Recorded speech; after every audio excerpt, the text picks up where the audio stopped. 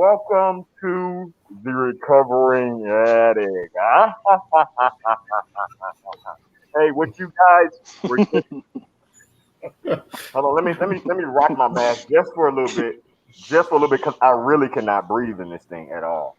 I cannot. But I really don't want to take it off because I had a scuffle. I had an issue earlier with the cat. And I'm not talking about a woman. I'm talking about actual cat. And and I really, I'm used. This mask is not for or for celebrating. This mask is actually to cover what my issue. But hey, this is the relapse. Wait, what's And it covered? What's uh, what's well, underneath the well, mask? well. No, hold on. Yes. So this is the recovering addict, guys. I am Richard. I am a recovering addict. It And actually I'm Brandon. accents him a I'm the little bit. recovering addict. Hmm? What'd you say, B? Hey, What, Brandon? what's I going said on? I'm Brandon, and I'm a recovering addict. Oh. I'm Austin. I like long walks on the beach and tacos. You Okay. look like you need more sun. I know that. I walk on the beach at night. uh, Okay. Mr. I have Michael, it's on celestial you. cancer. It's Hey, on what's you. up? I'm Michael. I'm a recovering alcoholic. Yeah, buddy. Okay. And this is Scary Stories, or more like Scary Bedtime Stories, is the name of the show. And what that my idea. See, I typically will put a script together. Hold on, wait a minute, hold on, guys, because this I can't breathe in this. Hold on one second. Hold on. Yeah, and I can't hear you very well, so I it thought it is looked what it is. good. Oh, look at that! Look at that. Okay, now we got. Yeah. I see See. what he was I hiding. got, I got, I So got. the cat one is what we're trying to say here, right? Yeah, the cat won. I mean, I guess you could say that because Cat. it won on my face, but it's buried somewhere I understand. behind my garage. Hey, so this is the recovering addict show, and I normally put a script together. I normally put a script. I'll send it over, to the guys. But today, I didn't want to do a script. I wanted to just say, if you got it, just screw it. Let's just go off the top of our head. So that's what we're doing today, guys. We're going to have a little fun with this particular show. Okay, check out the black eye. All right. That cat has some real hands. I'm talking about Does it serious. look Look like at a it. cat?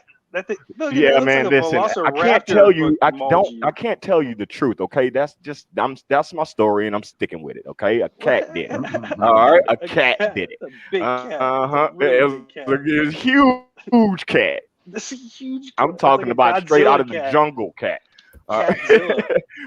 It definitely wasn't sprinkles, Austin. It definitely wasn't sprinkles. All Oh right, boy. Mr. Brandon. Hey, Yes, can you do sir. something for me, bro? Do something for me right What quick. you need? All right, What you do need? this for me right quick. Yes, guys, absolutely. So we had a contest, $200 cash, $200 Amazon gift card for those of you that will go to our website and check it out. If you can't find the link, make sure you go to our website, therecoveringaddict.life. We want you to come visit.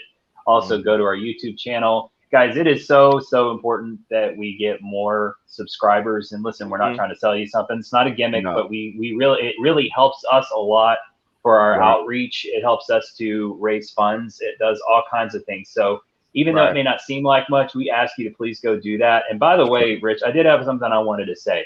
You got it. This is what episode is this? Is this seventh, Seven, sixth, seven. number Mm-hmm. seven? Lucky Mm-hmm. number seven. So Mm-hmm. guys, and just kind of in reference to the YouTube situation there, like I said with the subscribers, I don't.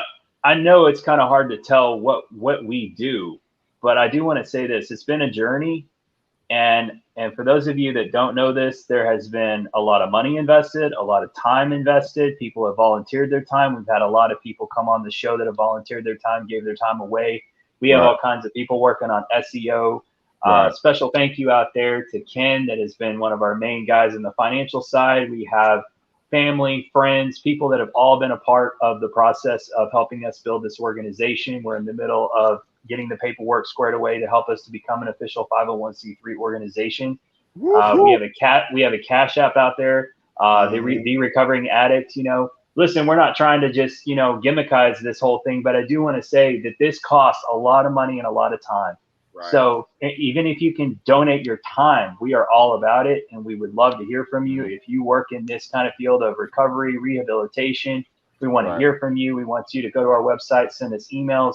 Involvement is how we're going to grow our family, and we consider you guys family. Guys, we get emails in the middle of the night for people saying, "Where do I go get help? I need help right now." All the time. And so All the all the time. time. And so, here's the thing, those kinds of things, that kind of help, it does. Unfortunately, money makes the world go round. Unfortunately, Does. we need that. So, please be involved in any way you can. If you're broke, just like we are, then we understand. All we Hold ask on. is that you just give us your environment. Not your environment, or your following. Hold So on. Wait a you can minute. be a part of this family environment. Did he just call me broke? You just called me I broke? told you, bro. Oh Yeah. man! See now I gotta stop you right there, bro. Now I gotta stop. I mean, I know I probably got a couple of hundred in my bank account. What you think? That ain't broke. Yeah. That No, ain't broke. not all of us are broke. I'm Yeah. flashy, bro. Quit flexing, Okay. bro. So the organization is broke. Oh, Not everybody on the show is wait a broke. minute. I'm Wait a broke, minute. but Wait a minute. you might not be broke. So you saying the recovering? You got a couple bucks? Yeah, man. You send me your cash app, man. I'll send you. We stay in a broke status I'll send because we're constantly bleeding, right? Yeah. So. 75 cents. I'll send you 75 cents. Is that possible? Yeah. Can you even go that low, cash app? Yeah, man. It's a daily subscription. I told Michael the other day, because he put a whole bunch of money on crypto. I said, "Hey man, can you give me $5 till my hunchback brother straightens out, or what's up?" And he was like, "What does that mean?" Oh my goodness gracious.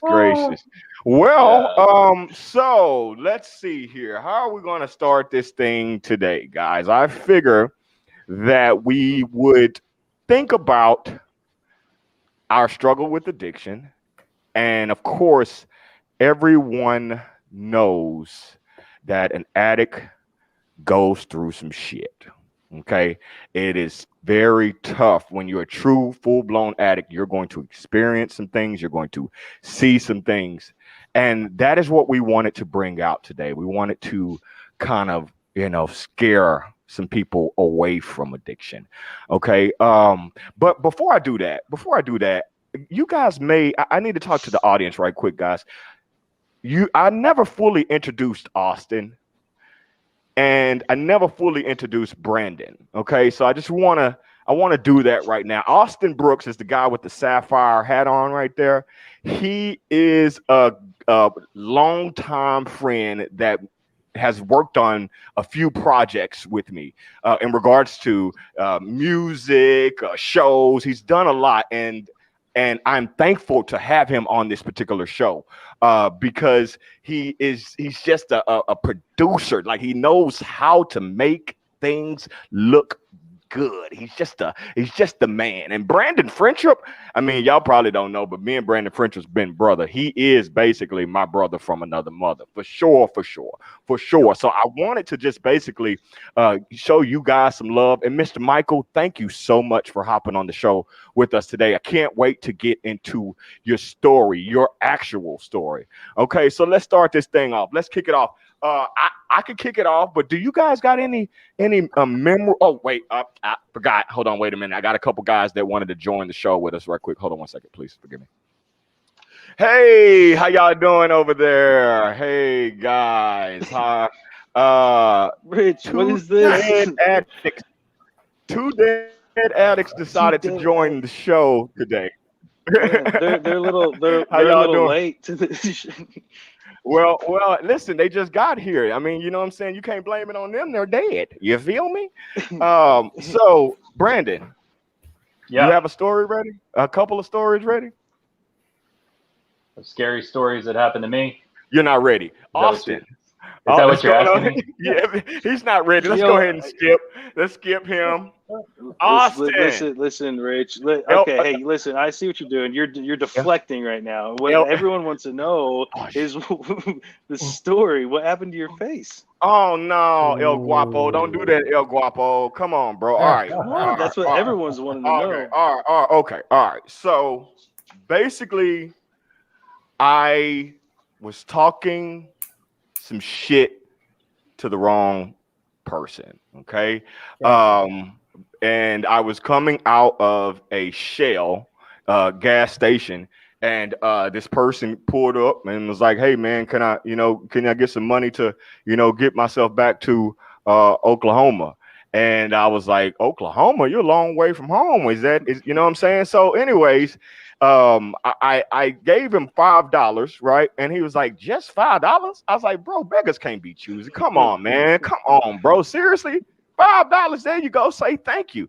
Man, I ain't got to say a damn thing. You know what I'm saying? And then he punched me. He just socked me right there in the face. And then his crazy wife or girlfriend came out of nowhere and just slashed me. Bam, did the Freddy Krueger all up on my face like that. So basically, I got into a fight at Shell with some people that were trying to bum some money from it, basically. And wow. Now here's the thing about That's a really, really, really bad story. Here's the thing about it. You see. You got to understand what happened to them, though. You know what I'm saying? Me, I'm a lover. I'm not a fighter. Yeah, you know what I'm see saying? The other guy. Yeah. I call the cops. I call the cops. You know what I'm saying? I call the cops. Cops came. It's funny. It's very funny. I mean, like they normally take a long time, but they swoop right on in, whoop whoop whoop, and got them. You feel me? So right now they're in jail. Right now they're in jail for doing this to your boy, the recovering addict. And hey, that's my story. Okay. Man. All right. Alcohol is just a terrible thing. It is. Believe it or not. I mean, and it kind of looks. It looks bad. It does, huh? I'm horrible at this Halloween stuff. Ain't I? Hey, two dead addicts. How y'all doing over there? You're gonna have to make sure you coach these addicts, because these two dead addicts, because they're not letting us get a word in edgewise. They're way too quiet. So. Nah, they just filling it out. That's what they do. They filling it out. They got some stories to share, truthfully. Okay, so let's go into this doggone thing now. Brandon, I gave you some time. I came up with that doggone story to give you some time so that you can share a story. Okay?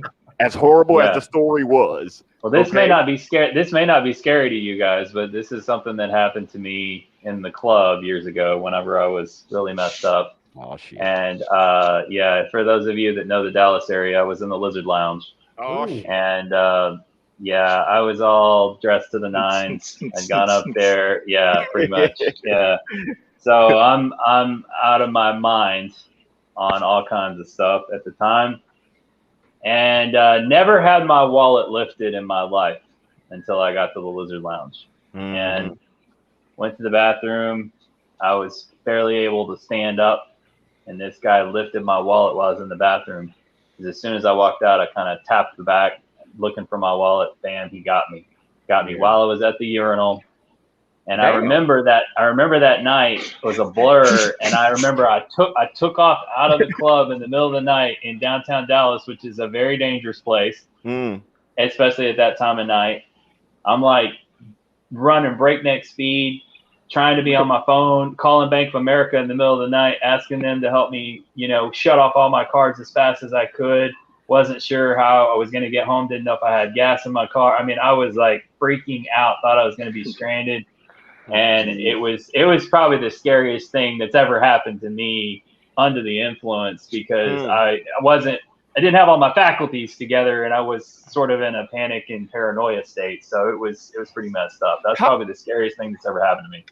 And they didn't get any money from me, so which is pretty cool. I caught it in time. Who jacked somebody with their penis out, just peeing like that, dog? Well, how did you not notice genius. this guy standing behind you? It was genius. I had these fancy dress pants on.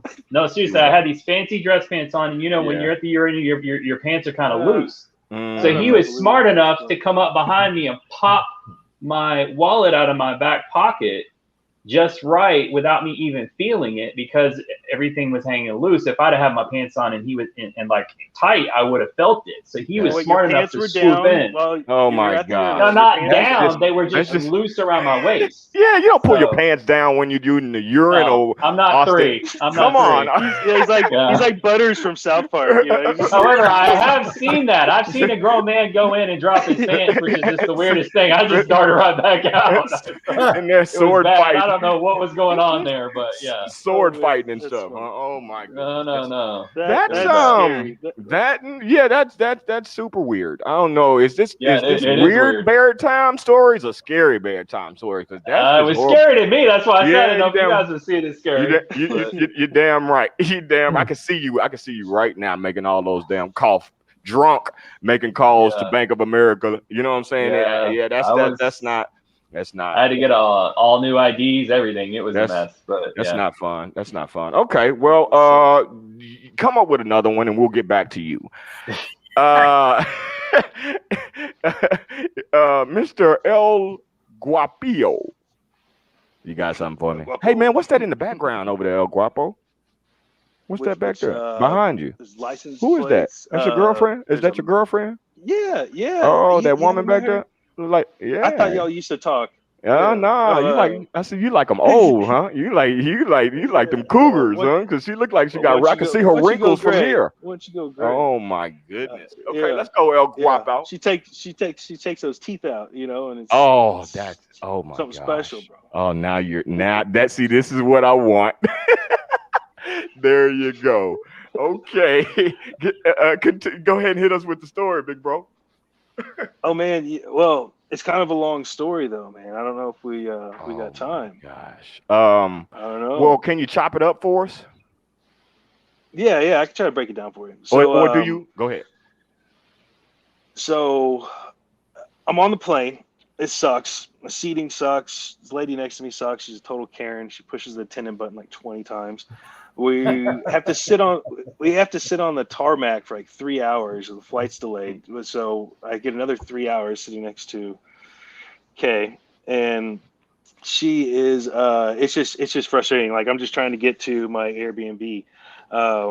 And while we get off the plane and I have to get an Uber ride, and there's like this weird like Uber strike thing going on. So I literally have to pay almost $100 to go for like a 15-minute ride to my Airbnb.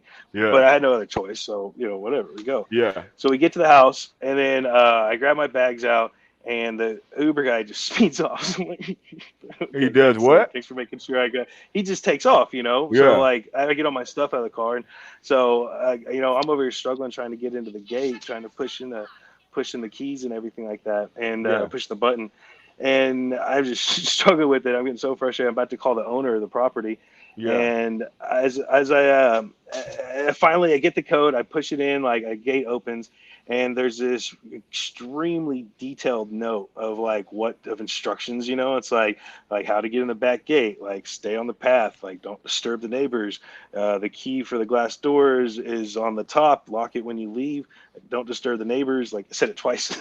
I'm like, so I walk in. It's normal room, good bed, closet, all that stuff. It's got a little folding table there, just make it look like a desk. But I open the bathroom door and I go walk in and I lift up the toilet seat and there's toilet paper in the bowl. It's bloody toilet paper in the bowl. And so I'm like disgusted. Like I almost want to puke, but I had to pee so bad. So I just peed, whatever. And whatever. So I went to go wash my hands and I noticed that there's like this kind of brown crusty stuff on the mirror. And then I look around and there's more on the counter in the faucet, and like I realize it's like dried blood. I'm like, what is going on? And so I couldn't really, after the plane ride and after the long day and everything, I was just completely exhausted. So I laid down for 5 minutes, and next thing I know, I open my eyes and it's my alarm clock's going off, and it's the next morning. So I go to my early appointment. Actually, I didn't change it for the time changing, so it actually went off 2 hours earlier. So I thought I was late, and actually I wasn't. So it worked out, but it freaked me out in the morning. I go to take a shower. I turn on the faucet, and like this brown clumpy stuff like comes out of the faucet, and I'm like, what? Instead of like water, and all of a sudden like it gets hot and it starts turning clear, and the water runs out fine, and I'm just like, there's something off about this place. I don't know what's going on. But where was this Airbnb at? Detroit. In Detroit? Okay. I'm just kidding. Oh man. Oh, you're throwing slugs now. Okay. Oh, it was actually 1208 Courtney Lane. Oh no, he did not just give my old address. No, that's an Airbnb right there. Oh man, yeah. Oh no. Yeah. Damn. That's what it was. All right, you have to forgive him for not cleaning up the bathroom. We're gonna stop you right there because that's just wrong, bro. We should. You know what? Yeah, that's just There's wrong, more bro. to this, but I'm gonna save it for next week. Okay. There's Okay. a follow up. There's a act two. Man. And we'll come back to it. And you got something, Mr. Dallas? Hey, everybody.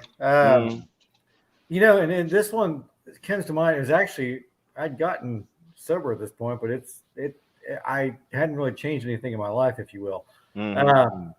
So I was hanging with a drug dealer, and he had gotten arrested that day. And I was like, I actually had to call the city because I thought he was punking me. And they go, no, we actually do have this guy in custody. I'm like, oh crap. So I'm going all he gets over the like place. one phone call and he lets you know that he's in jail. You're like, I don't believe you. You know, I called the city. I'm like, well, he calls me from his car. He's getting pulled over. He's like, I'm going to jail. Yeah. I'm like, Okay, what? I was like, his one phone call. Like, No. He just called me. I'm like, so I had to go all the way around, you know, from Dallas to McKinney, yada yada yada. He's in Allen to get different paperwork, different things going on. It took forever, but it's like middle of the night, and his cousin, you know, it was unrelated. The being stopped had unrelated to drugs, I think. Anyway, but his cousin was on something high as a kite, and all of a sudden he couldn't find his black book. Now, this is not for women. This is for dealers that his clients, and he seriously could not find it. High as a kite, stoned out. I mean, just out of it, and he is going off on me, and my friend's in jail, and he's like, "I'm gonna find my gun. I'm gonna shoot your butt." Damn. You know, he's like, "I'm just gonna shoot you. We're gonna be done with this. Where's my gun?" I'm like, I did not take your book. Where is it? Where's my book? And I'm like, oh crap. I'm like, I'm sober and I'm about to die. But I hadn't really done anything different in my life at the time. And all of a sudden, and somehow Michael ends up getting on the phone. And he's like, dude, chill out. I'm like, dude, I'm like, this is kind of freaking me out. He's like, calm down. It'll be all right. Somehow I ended up walking away from it. But I mean, he's used to carrying pistols and all that. I mean, and I'm not far from being done, you know, and I eventually walked over and said, okay, it wasn't long after that, our friendship kind of ended. So, that's a good thing. It was a time to catalyst. call it a day. That'll do it. Seems we have reached an impasse.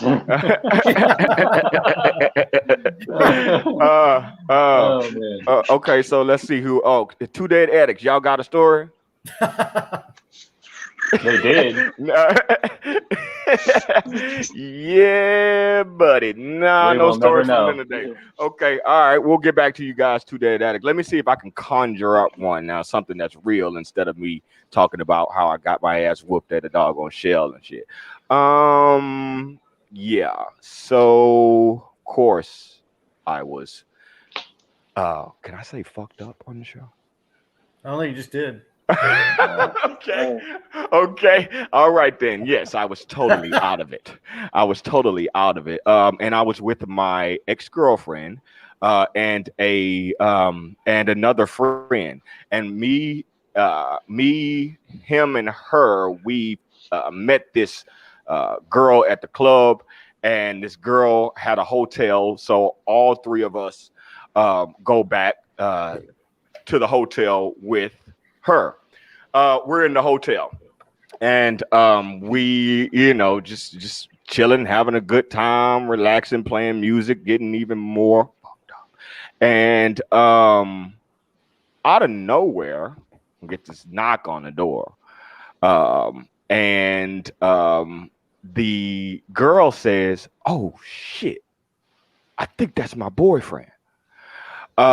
So she opens the door, and my friend runs, literally, like, we're fucked up. He runs out of the actual hotel, runs out as her boyfriend is coming in with a pistol pointing at us. And my ex-girlfriend, she just likes to talk. She was just a talker, shit talker. What you gonna do with that? You ain't gonna do nothing with that. Literally egging this guy on. So it's me, my ex-girlfriend, my homie has ran out, and her, and he's pointing this pistol at me and my ex-girlfriend, talking about shut the fuck up or it's about to go down. So I'm literally, I can't go, I can't run. I'm fucked up. And somehow her the girl, calmed him down to the point where he put the gun down, and we were able to actually be cool with each other after that. But it was sitting there for about 5 minutes with this gun pointing straight at you, fucked up, and he's just waving the gun like, you better shut her up, bro, because it's about to go down. That right there is one scary story that I will never forget.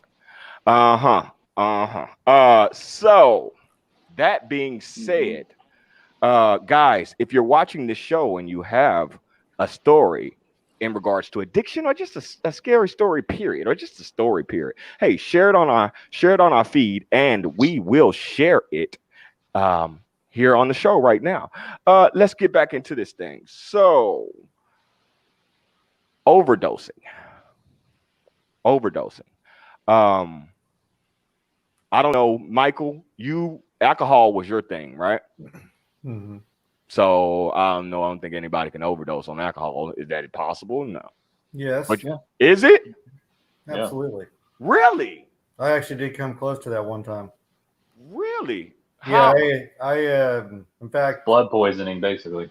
Yeah. Oh, yeah. Yeah. I could not.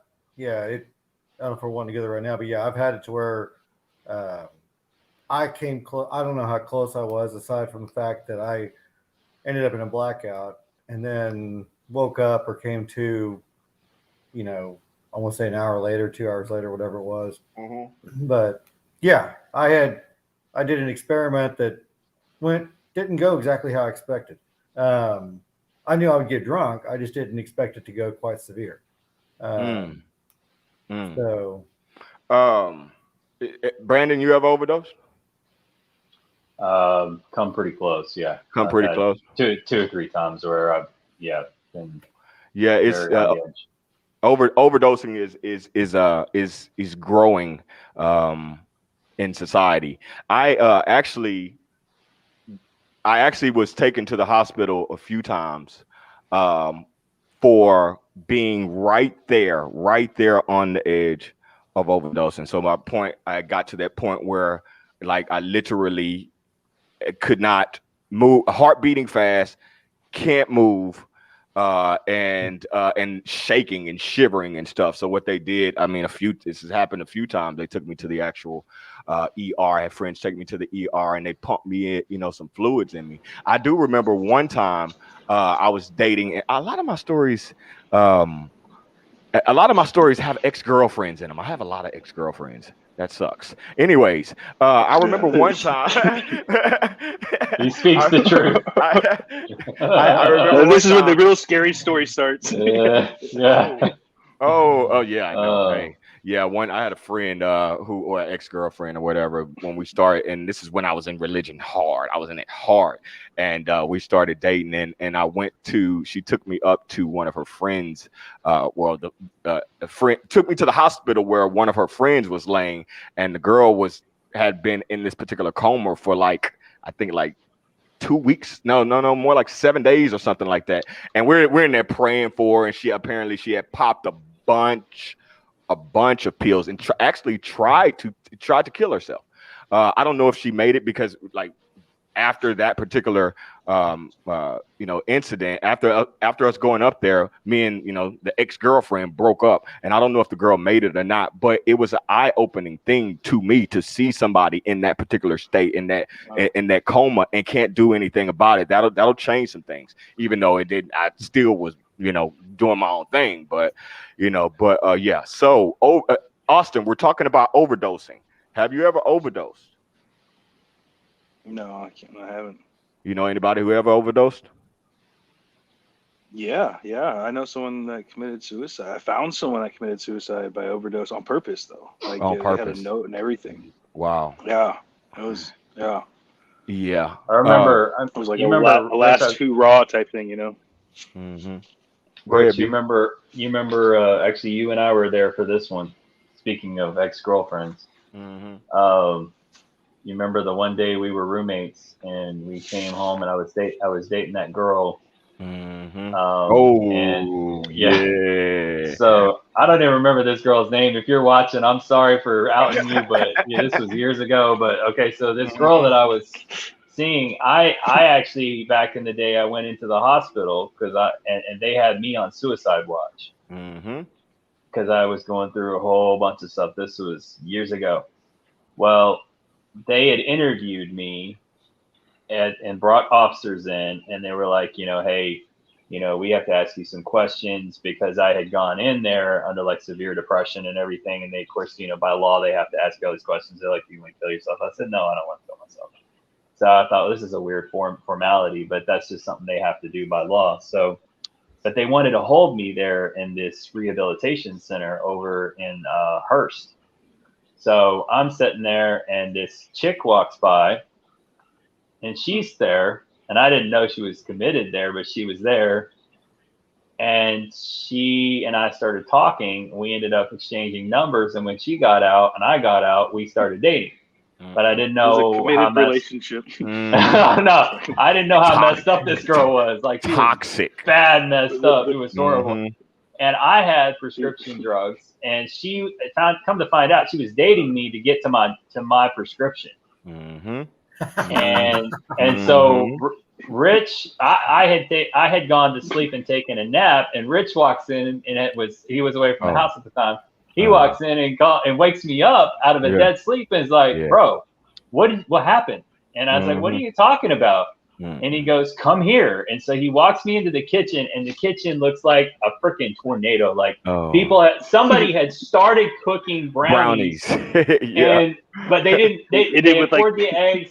They did all kinds of stuff, but they didn't finish. And then there was stuff everywhere throughout the house. Rice and it all was types just of stuff. strange. It was stuff all over the place. The kitchen looked like a nightmare. Yeah, right. And there was stuff thrown around everywhere. And he goes, dude, did somebody break in? And we're like, I don't know. We don't see the door looks break closed. in and try to cook food. And we're all over the place trying to figure out what happened because it was like nobody stole anything. It's just weird looking, Right. And so he's looking, and I'm looking in my room. We didn't see anything. Well, anyways, finally he goes, bro, come here. And we go, and he opens his closet, and that girl has her head down inside of a pile of clothes, and she's sleeping. She's out of it, passed out with her head down inside of clothes, and with her butt sticking out. She's just out of it. Yeah. And we thought, oh no, is she dead? And so we called the police. And the ambulance was sent out. Her parents showed up, and they're like, "We're really sorry. She does this," and I'm like, "She does this," And then they said, "Yeah, she witnessed her brother. He killed himself in front of her," and it was really a sad story. Yeah. But man, that was the weirdest thing we'd ever experienced. It was so weird, She had taken a cigarette box and stuffed. Oh my goodness! Like Xanax down inside it where the cigarettes were, so that I wouldn't see where they were. I mean, it was the weirdest thing. So, it was super weird. Yeah, that's a good one. That's a good one. Okay, so the show is over. No, I'm just playing. So all right. So before we get into Mr. Michael's story. And I just want to talk to the audience a little bit, guys. Once again, and Brandon does a good job of saying this. We do appreciate you guys watching. We appreciate your support. Okay, if you want to share a story, or if you want to be on the Recovering Addict podcast, all you have to do is email us, or you can actually message us through Facebook, through Instagram. Okay, we have a lot of people who are trying to be on the show, and we want to get everybody on the show. Our job, our goal is to help. We want to be a support system within the community in regards to addiction, in regards to mental health. So our goal is to bring addicts and non-addicts on this show to share stories of addiction and share stories of of recovery. Okay, so that is the main purpose of the recovering addict. All right. Now, of course, this show we're just playing around with it, but I wanted to make that point in regards to the Recovering Addict podcast. Once again, if you want to be on this show, please message us. We'll get you on this. Okay, let's go back. Another thing is we're constantly, Rich. Don't forget, bro. Like we are very much on the constant lookout for talent.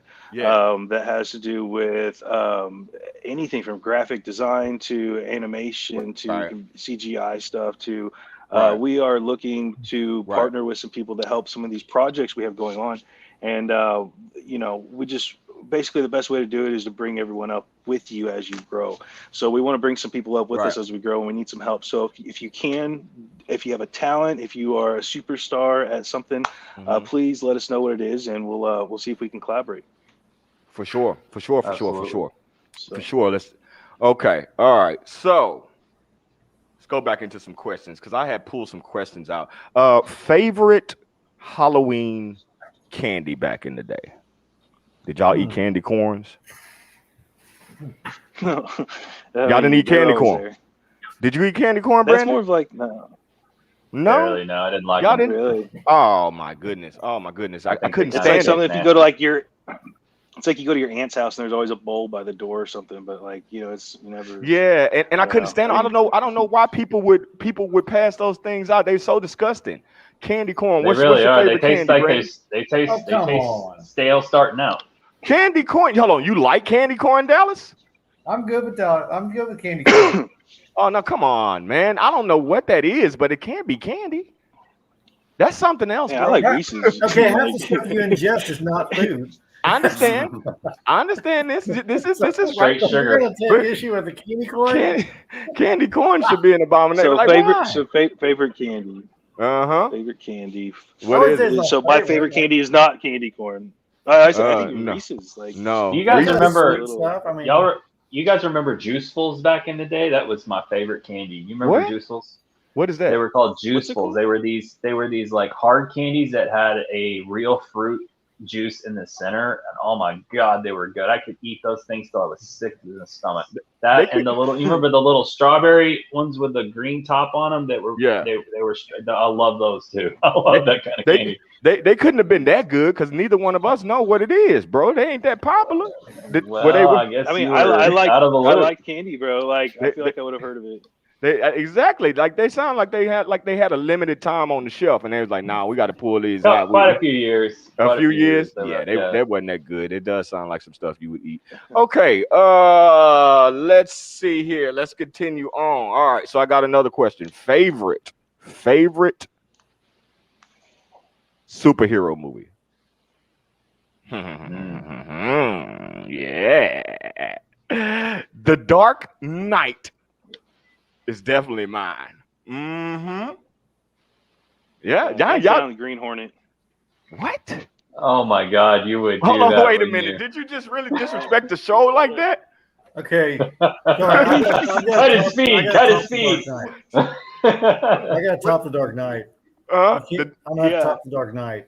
You go? How you can't? You can't. Yeah, no, I was kidding. The Green Hornet was absolutely terrible. Superman, the original Superman. Yes. Back in the 70s. Yeah. Yes.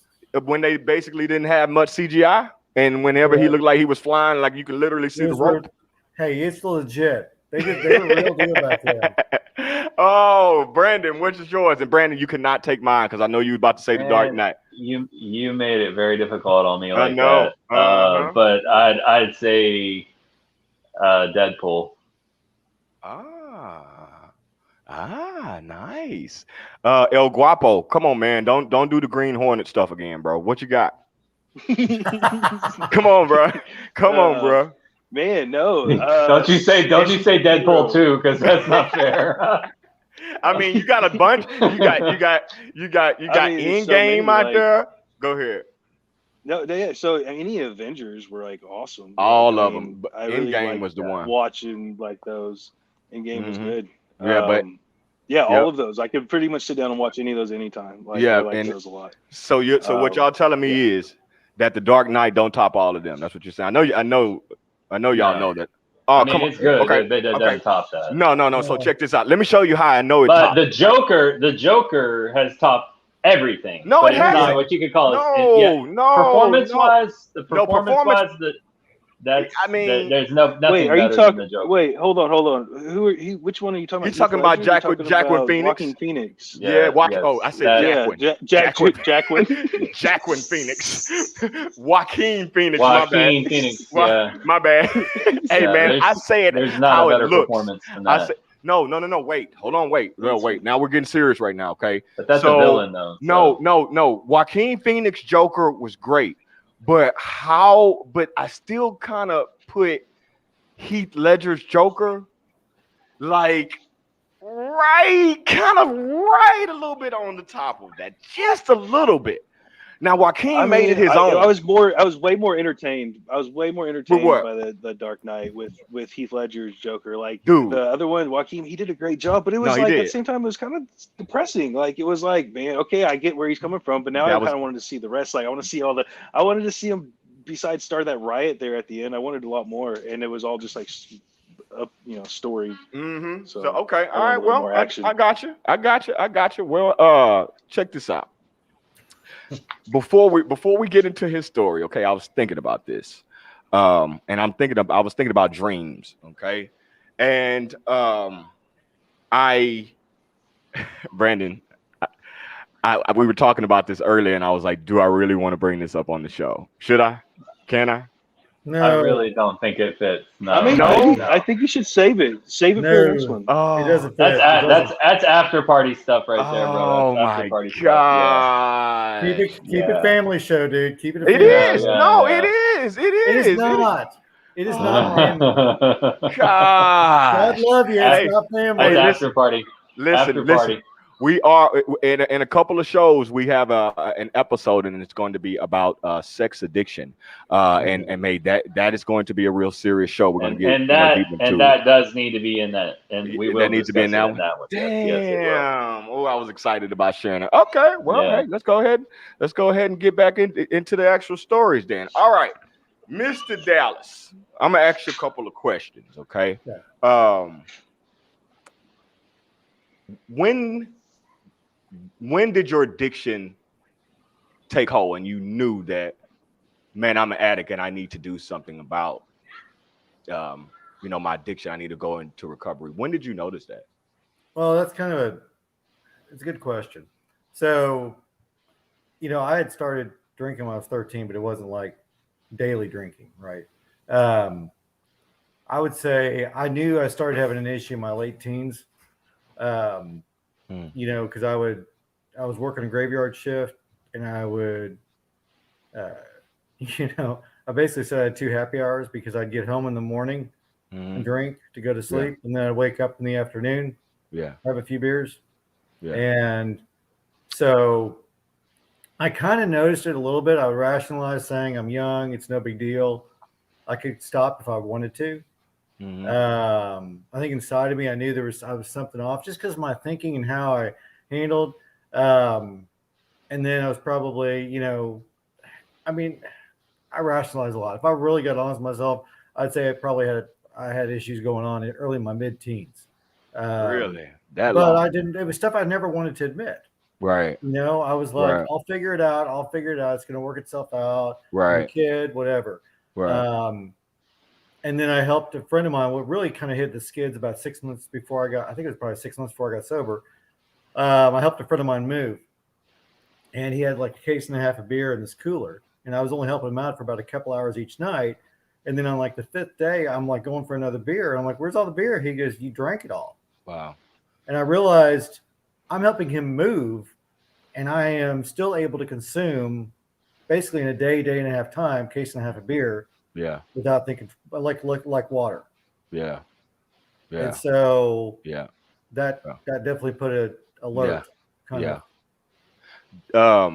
It's funny that a lot of addicts, or most of the time when I hear an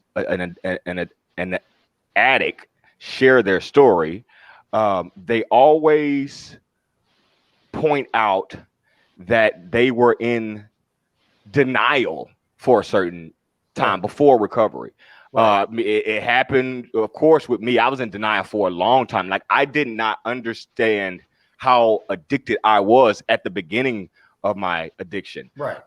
And it prolongs, of course, it prolongs your recovery when you're in denial. That's one of the first steps. You have to actually admit that you're an addict. Right.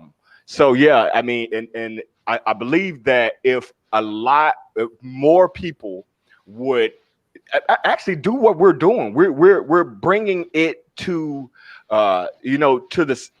to the front, and bringing it out in regards to addiction. A lot of people hide it. So not only do they deny, but they hide the fact that they're an addict. So they never really get an understanding about how to even move into recovery. So if you're listening to the show, man, if you are in denial in regards to your addiction, you may want to come to the front of the line, man, and work your recovery process, because recovery is great. Let's continue, Mr. Dallas. Let's continue. Okay, another question for you. When you started your recovery process, relapse is huge. Did you catch yourself relapsing a lot? No, in fact, well, I would say I relapsed a ton prior to going into AA, because I would try it on my own, try different options, and my mind would always just be chaos. And the only way that I could shut the chaos was to drink.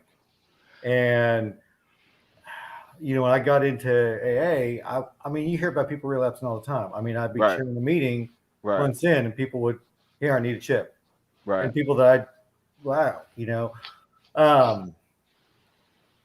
was, I mean, I got my butt kicked pretty hard prior to recovery.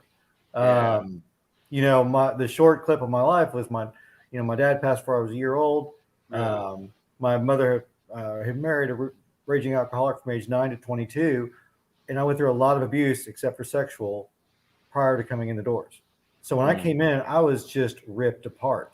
Yeah. And full of anger, and I just didn't want to hurt anymore. Yeah. And I came in, I did what they said, 90 and 90. Meetings were 90 and 90. Yeah. And I told them, I can't do 90-90. Yes, I got this other thing going on Wednesday nights. Fine, double up on Monday night. Yeah. I'm like, well, why? He's like, you got anything better to do? They basically said, this is life and death. This is not a game. Yeah. Do you want to live? Right. And they were kind of really in my face. And they said, like the book talks about, we're not going to mince words here. Yeah. We're here to help people that want to help, want to live. Yeah. We're willing to do anything it takes to live. Yeah. In recovery, a lot of people relapse, me being one of those people, relapse because I actually wasn't working the actual recovery process. Like, it's not something that you can just say, all right, I'm done drinking and I'm gonna go to this AA meeting and then I'm done. Like, I'm not gonna drink anymore. That is, if you're a true addict and you're not working some type of recovery process, you're going to relapse. And then I got to the point where I would relapse so much that I said, forget recovery. This is gonna be me for forever. I want not to correct you. No, I want to be real clear that even when people are out there and not necessarily working it, right? They don't have to necessarily go out. Right. It's that there is still an option that they're going to get in a dark place. Right.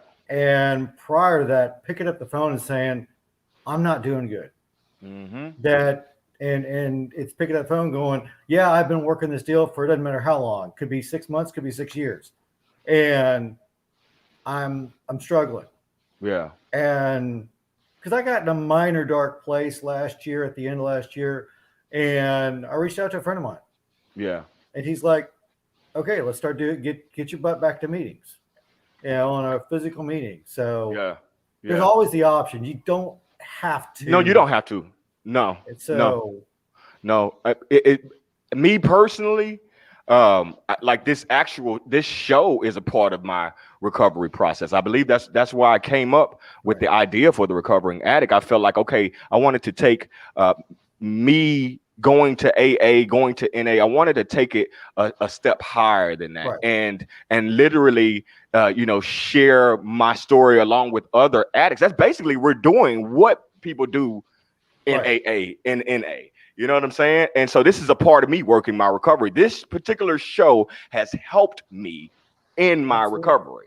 Right. And so, yeah. So, I mean, go ahead and share, man. Like, I wanted to ask a couple of questions, for people who are watching in regards to, your recovery. But I mean, go ahead and share if you want to take the floor and just, let us know about your story.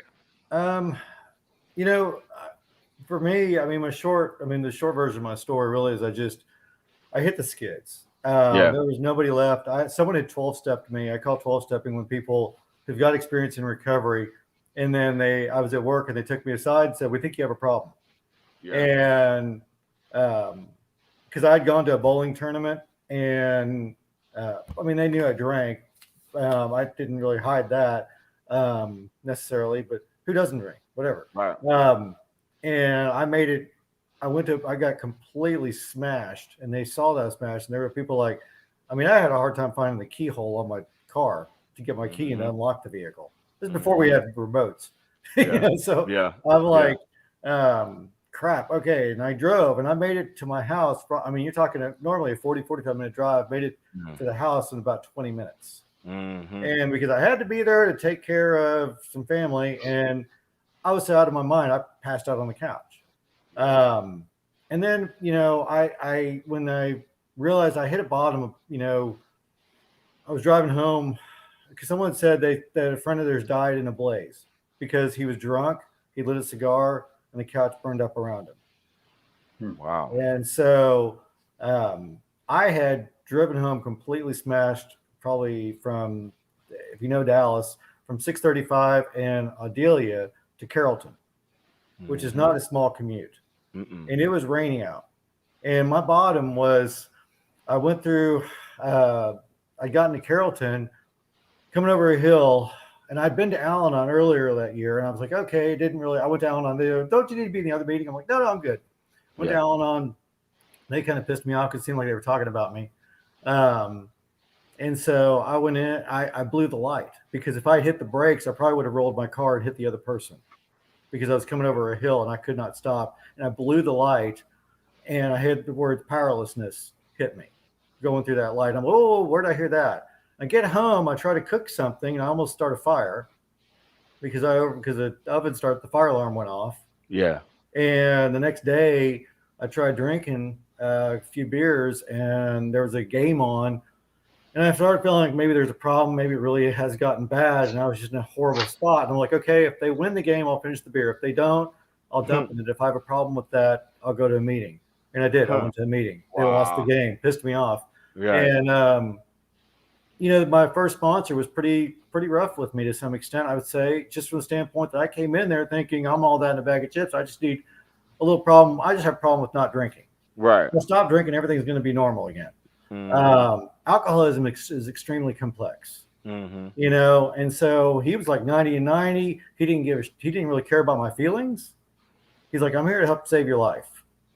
And, I'd call up complaining. He'd be like, what action have you taken? What are you doing to stay sober? And, I learned early on is what I feel blessed by, because, to some extent, I feel blessed that having had strong sponsorship, that they were really quick about. I was complaining to him one night. He goes, okay, go drink.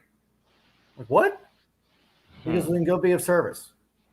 And I was all whining, and I was all full of me. And he's like, alcoholism at its root is about being selfish and self-centered to the extreme and making everything about me. And if everybody would change, I would be fine. And the reality is, in order for me to stop drinking and to live a spiritual life, or live life, one, I got to have to really get a relationship with God, which is scary, because I was not on speaking terms with God when I came in the door. And I found out the reason I wasn't on speaking terms with God was because I had some issues about people that had been in my life that had just been spiritually sick, if you will, about their influence in my life. Yeah. And I realized God did want a relationship with me. He did love me, regardless of the faith. Whoever, there's tons of different faiths that come into Alcoholics Anonymous. Mhm. And once I really got through that and I realized and I started to believe and trust, I ended up having like 90 days sober. And I could not believe I was 90 days sober. That just blew my mind. Yeah, buddy. And so, and things just kept getting better to some extent. Now, 14 months in, I hadn't really done anything different. And I hit a second bottom because I wouldn't really follow the principles of pausing, praying, asking for God's input in all of my life. Right. Really looking at my defects where I was selfish, where I wanted things my way, where I was trying to control. And once I started taking the different actions to not be in control, to really let God run, to really trust y'all, be of service, think about what's really going on, the bigger picture, take a step back, don't make it about me. Yeah. I started having peace in my life. Yeah. So how long? I don't mean to cut you off. How long? How long have you been sober? 24 years. Wow. And it's you just hit your 24-year anniversary. What, 2 days ago? A day ago? Yeah, I saw it was October 13th, 97 when I came in the doors. Wow. And people are like, man, you were so young. I'm like, I had my butt kicked really hard. Yeah. I mean, I was done. Yeah. And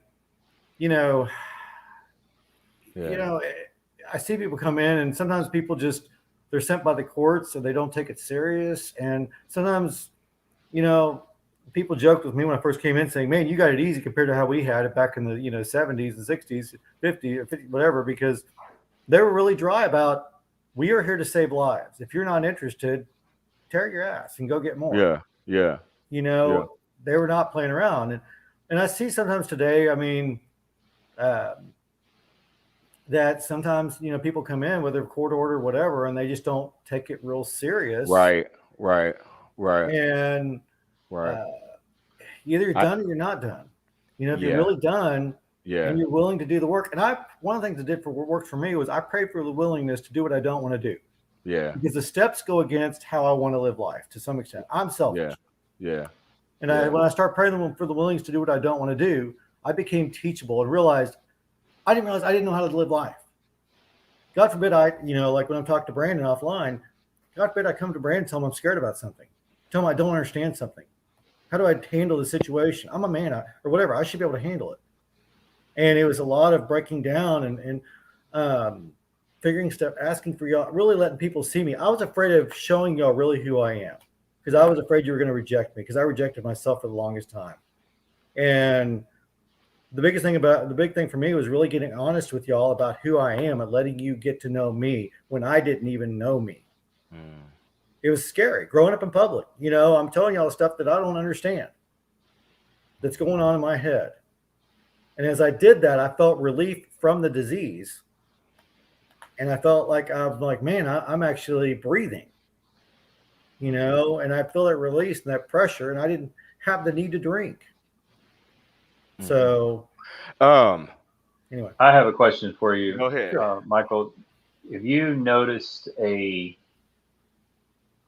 24 years is quite a while. Have you noticed a difference in the way the program of AA is ran now in comparison to what it was 24 years ago? Have you watched improvements, maybe some things that have been sort of a backstep? I mean, we're not trying to knock anybody, but I'm just curious, like, what have you learned from that over the time? And what have you had any situations where, because I know you're a sponsor, some experiences that you've had in contact with some of these people that you've helped to sponsor and those that you've seen in the running and in your time there, what have been some of the things that you've noticed that you picked up on and said, you know what, I see a pattern here that's working, and I see some things that aren't working? You 24 years, do you have anybody that's been with you, say 10 or 15 years in this journey alongside you that has also maintained the same strength as you? And have you seen something in them and that you have done that has been effective, that has allowed you to stay on track? Can you share anything like that with us? Absolutely. There's quite a few people actually that, ironically, because I'll celebrate. I celebrated in Georgetown here recently. And one of the group in Dallas. And the ironic thing, the reason it's kind of home group to some extent for me. There are still people that were there when I first got there that still attend that group. Yeah. And there's like a spiritual mom that I have that she's known me since day one, and she got sobered up in '93. And so yeah, they said stick with the winners when you come in the deal, which is kind of hard going, okay, who's the winner? My mind's all kind of clouded. And me and her just become, we just clicked from the start, being you just have built a really strong friendship. And there's people, yeah. So I think the challenge we run into is you're going to sometimes have a weak meeting where people are just not, for whatever reason, depending on how they were sponsored, their level of recovery, of how much work they've done, not knocking anyone, it may just not have the same strength as other meetings. Right. Just less substance. Well, and I've known people that they'll leave AA because they blame their relapse on AA and join another group. And one guy showed up and was showing statistics at a treatment center one time, and I thought, oh, this is interesting. And because in a treatment center, when you're taking a meeting, you're supposed to stick only to the book and the basic text of Alcoholics Anonymous. And I told him afterwards, we had some brief dialogue, and I basically said, okay, guys, if anything he said in here, which he basically was talking about certain things that he didn't agree with that were in AA, that he was going to a different program. And I'm like, I'm not interested in trashing any program. What worked for him, great. Right. But don't bash that. And I challenged him in there, and he didn't like me too much. And I just said, look, guys, what he's bringing up isn't in the big book, but I will tell you my experience, strength, and hope. And so, or I said, if what he's sharing is not found in the big book, then please dismiss it. And if anything I'm sharing is not found in the big book, please dismiss it. We have a big book, like it's called Alcoholics Anonymous. Yeah, the blue book. Right. So, but yeah, every group has a different flavor. It's just the way it is. Alcoholics, a variety, as the book says, people that normally would not mix. And they're common bond, common solution. The one thing I say for people is, there's probably there's one the other night, there's probably 10, 15 people easily that, some people online that have long-term and more time than me. And they had more time than me when I came in the doors, and they're still around, which is a testament, because people said, why do people keep going to meetings? Well, it's kind of like, why do people keep going to church? Yeah. It's like, I need the reminder. I like being around other people to remind me of what, the challenges I'm going to face lifelong. I don't necessarily have, for the most part, life is pretty even keel for me. And yet I also go there to be service, help others, someone that's new, that is struggling. It's like, okay. What I like about that, what you just said, being surrounded by people that have been there with you longer. Yeah. And honestly, knowing your own track record is, it's a message of hope. There's a lot of people out there, Rich and I've had a lot of discussions about relapse. I've checked our TikTok, we have our TikTok is the Recovering Addict. And, I see a lot of people doing videos out there about just bawling. And they're just distraught because they are just going through a relapse. Right. And you can see the shame, and they're sharing their story of their shame. And they say, I did it again. And they just feel so down in the doldrums about it. And I think a lot of people feel like, that's a reflection on their race. The marathon they're running, every time they fall back, they feel like they failed at all. But what's exciting though to me is to meet people like yourself. You are honestly you're the only guest we've had on here that's had the amount of successful longevity in this journey than anybody we've ever had. And you also are testifying to the fact that you've been surrounded by others that have accomplished the exact same thing. Right. So what that means to me is it's possible, And that's what we want to be able to tell people, because You know, we're not just here to shift your perspective, but we are here to give you a message of hope that it is possible to stay sober. You know what I mean? I've had some dark times.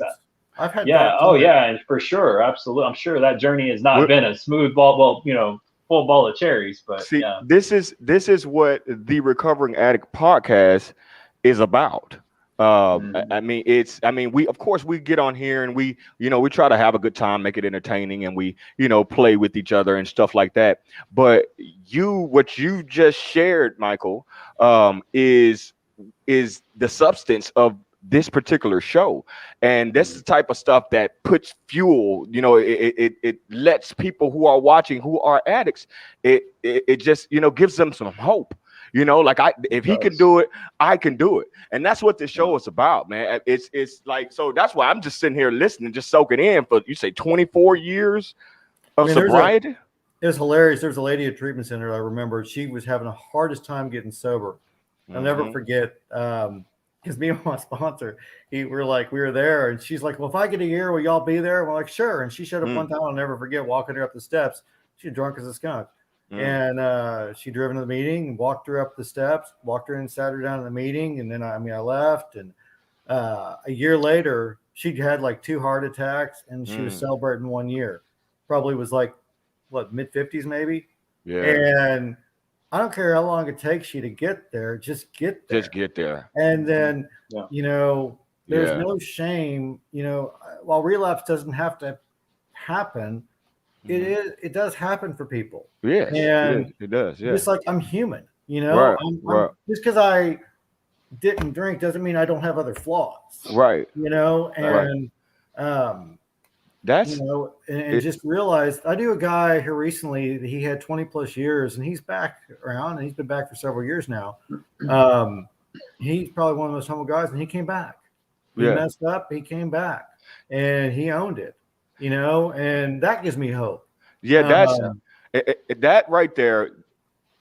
The weight that is on a person who relapsed, somebody who's truly trying to recover, and then they relapse, the weight is heavy.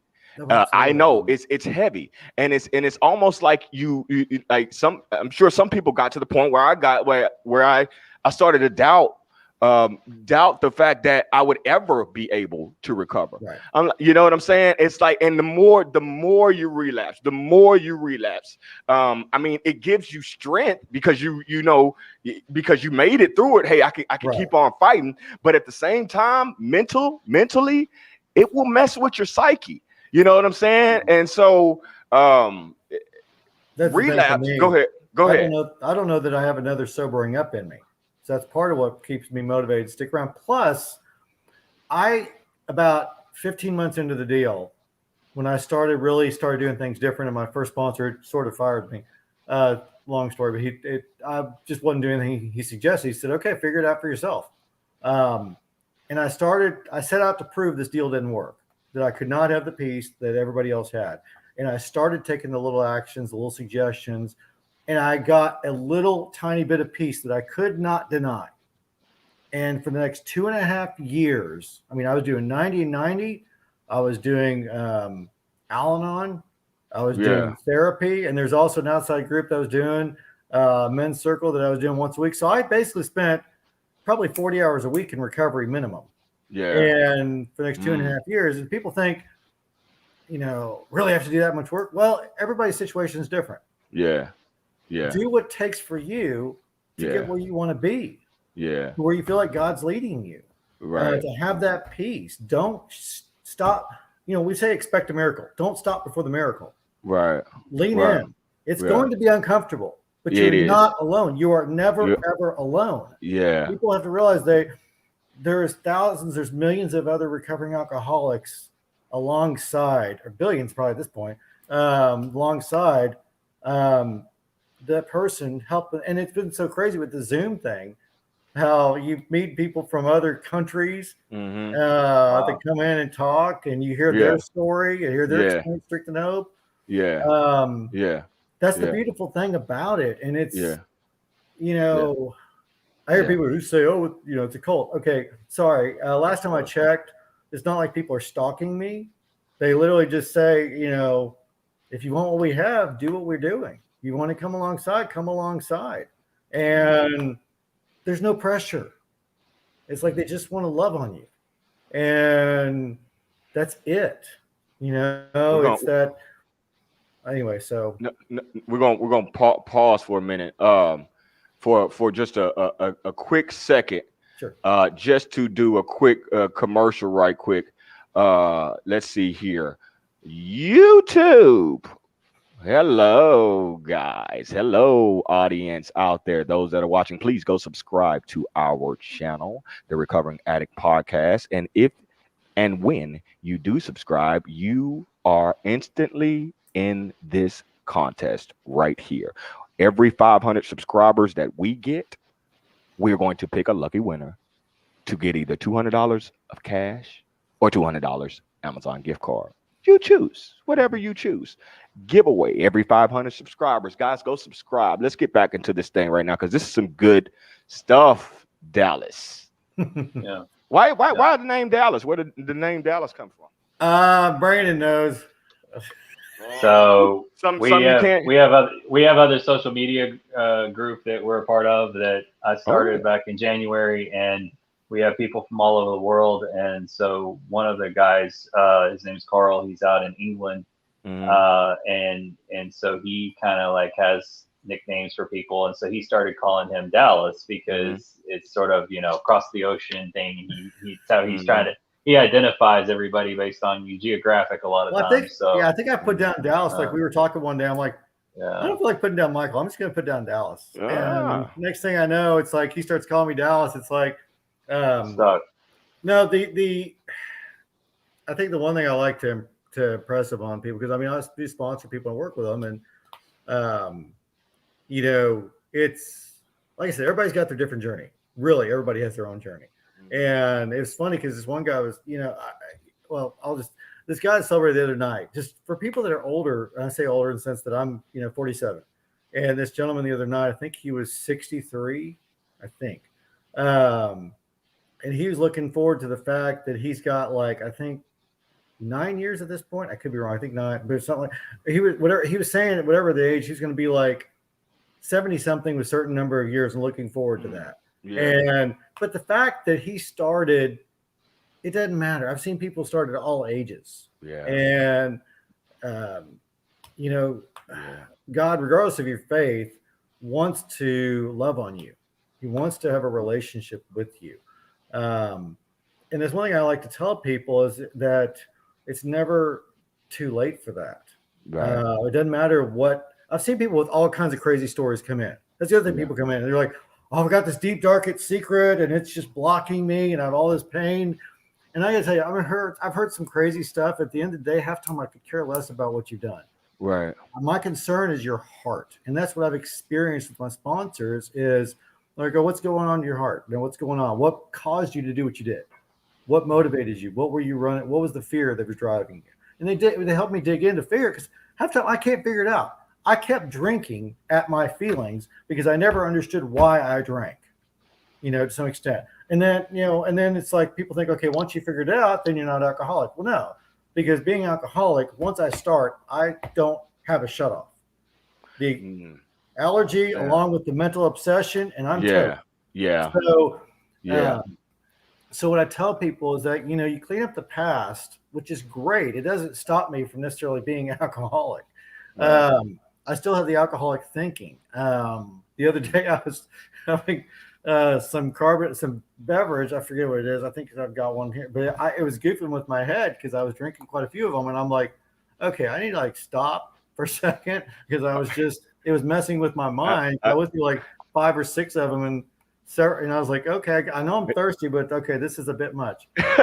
So you were basically killing it as if it was an alcoholic drink. Right. It was messing with my head. So let's talk about that for 1 second. Sure. Mental health, because what we try to preach that addiction and mental health run hand in hand, and as I've studied it, it does. So in regards to what you've seen in you know, in the meetings and stuff like that. How can you you know, explain to us in regards to mental health? Can you explain to us how you personally, and you've seen other people, their mental health become better once they, you know, once they go into recovery? Do you notice it? Do you notice, you know, mental health problems with certain people? I mean, I want to talk about that for a minute. Does that make sense? Yeah, it does, because I've actually struggled a little bit. Um, uh, Back, I don't know, 8 years ago, I was having insomnia, if you will, Mm-hmm. and I wasn't sleeping really well, and it kind of caught up to me and got me horribly depressed. And I was really on the fence about life, and I was in a bad spot, a really bad spot. And I'm thinking, oh my gosh, I'm sober, and I'm in the worst spot ever. I mean, and I told my boss, I called him one day. I'm like, okay, I'm worthless to you. I'm gone probably for about 2 weeks. I don't know. I just, and so I called my sponsor, took some additional action. Um, and, you know, I won't go into the horrible details with it, but necessarily, but we said I ended up over at my sister's, called my doctor, said, okay, I've been up for 40 hours solid. Damn. I need you to knock my butt out somehow. Yeah. And they knew I wasn't crying wolf.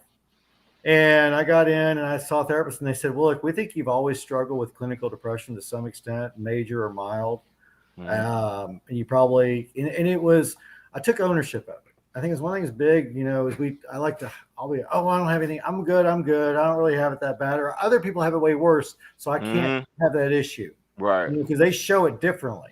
Mm-hmm. Well, you can't compare my insides to someone's outsides, because that never works. When I do that, it messes me up.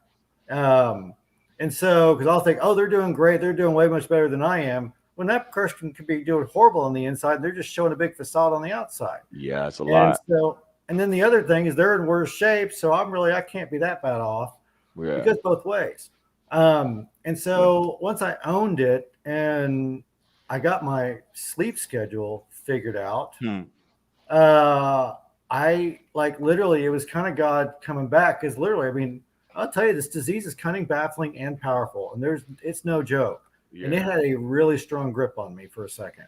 Yeah. And it really almost took me out. It was probably the worst than my, hit a bottom, and as far as mentally. Because you said you had I'm sorry to interrupt you, but you had told me the other day that you do go to therapy too on top of what you do, right? I mean, no, I don't do therapy right now. No. Oh, I thought you said in the past. Yeah, I've done some therapy. Yeah. I did outside therapy. Did it help? I had issues around my stepdad. I had issues around my father.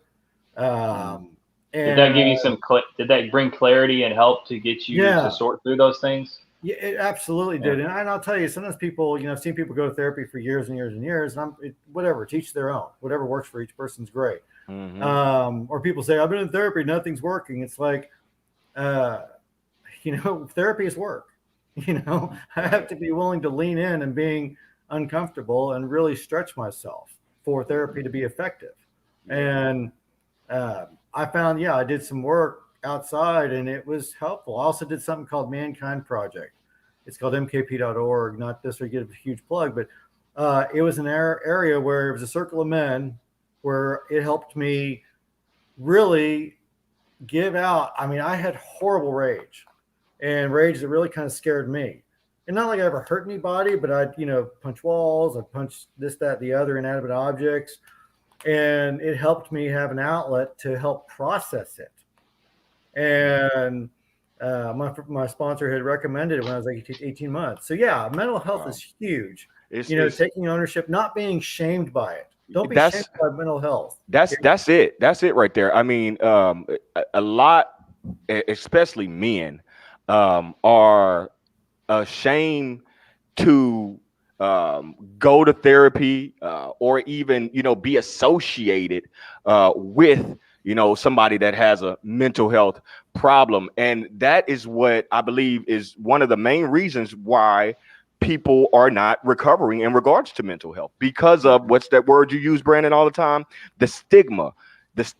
You say, hey man, I've been struggling with depression, or I've been, struggling with insomnia. I've been struggling. That once you put that word out, people feel like they look, like you're looked at differently. And that right there is the reason why, why people don't move forward in regards to recovery. So go ahead. And also really too, when you think about just the physiological, mental, emotional makeup of men are very different than women in a lot of ways, because we compartmentalize our life. We tend to push things down when we're going through stuff. We tend to feel like that opening up or letting our emotions out on our sleeve and letting others see our emotions is somehow emasculating us, which is a bunch of load of crap, because truthfully there's nothing wrong with us sharing our emotions, so when we can get past, like you said, the stigma, we can get past and get that paradigm shift, change that perspective, and realize, hey, look, you know what, it is way better for me to put my business out there in front of a professional that can help walk me through all the crap that I've been going through. Way better to do that than for me to just go through some embarrassment, because embarrassment you're going to get past, but you may not get past what you're going through emotionally. The more and more and more you squeeze it and you push it down and you push it down some more, and so you're right. It's a hand in hand thing. It's mental health, and of course, obviously, the dedication to some kind of recovery. And yes, you're right, Michael. We're not plugging any particular program, but it is exciting to me to hear that the AA program has worked for you, that Al-Anon has been beneficial to you as well. So kudos to that program for sure. I think also the encouraging thing for me when I hit that second bottom, there was a guy named Dale that had showed up to the meeting, and he's gay and got the rest of his soul. He's passed away. He was huge and pivotal in my life, just from the standpoint that he came in and started talking about feelings and started talking about the stuff that was like, I guess I finally opened my ears to some extent, but he talked so raw and so real, and it was so encouraging. And I started hearing a couple other people talking really, really raw about feelings, about feeling less than, that they didn't feel like they mounted. He got, I'll never forget, I think Dale got a DWI sitting in a car that didn't move. What? What? I think something. He got a public attack. He's like, man, this is the only time I've ever gotten that much trouble. The car didn't even run. But he was, and he was my second sponsor, and people were just like, and funny thing was, people were like, well, he's gay, and I was cracking up because I'm like, he relates to me just from the standpoint of my past. I went through a tremendous amount of abuse, and that was stuff that I had not really been willing to dive in and look at, and yet he had been through similar, and so he helped me. Really, I just started talking to him every day about stuff, and he really helped me start walking through that. And then I realized the sponsor I have now, which I felt a unique attraction to begin with, he was like the dad I always wanted, and he was really, I would say he works a really strong program. He's very kind of soft spoken, and I can always hear when he's talking to me that he's talking in a loving way. That he is like, look, I'll say, I'm having a struggle. I'm not sure what to do. Yeah, you do. You know what to do. But sometimes I sounded out with it. But yeah, I mean, mental health, I think the biggest thing was, hearing other people share in meetings and really opening up and listening. And then I talked to those people afterwards about their struggle. I'll be like, okay, I'm kind of struggling too. So it gave me encouragement, hearing people be transparent, because sometimes people go into a meeting, it's just about, it's honestly, Alcoholics Anonymous talks very minimally about alcohol, unless you're at a newcomer meeting. It's more about what's going on and what do you do? What actions are you doing to help yourself? Right. Yeah. Right. And really, really honing in on what drove you to want to do what you're doing. You're having to identify that. Yeah. And really be real with yourself. Man, bro, we could be here. We could be here for a while, bro. We could be here for a while with this stuff, man. But we do need to wrap it up. Let's go ahead and wrap it up. Wow, man, Mr. Thank you so much, Michael. I appreciate you being with us. Thank you so much. Thank you so much. That's good stuff, guys. Once again, if you are watching the Recovering Addict podcast, first off, I want to say you can recover. Recovery is possible. Okay, so just get up and go start the fight. Second off, please subscribe to our YouTube channel. Okay, once again, this is 5. We're trying to get 500 subscribers 1,000 subscribers, 1 million subscribers. So we're gonna There you go. we're gonna give $200 for every 500 subscribers that we get. Okay, and once we get 1 million subscribers, then we're just gonna retire and just do the recovering addict show every single day. We will do a recovering addict show. Okay, thank you guys so much for tuning in. Thank you, Michael. We appreciate it, guys, and please do remember you are not alone. Have a good day. Absolutely. Thank you, guys. Thanks, guys.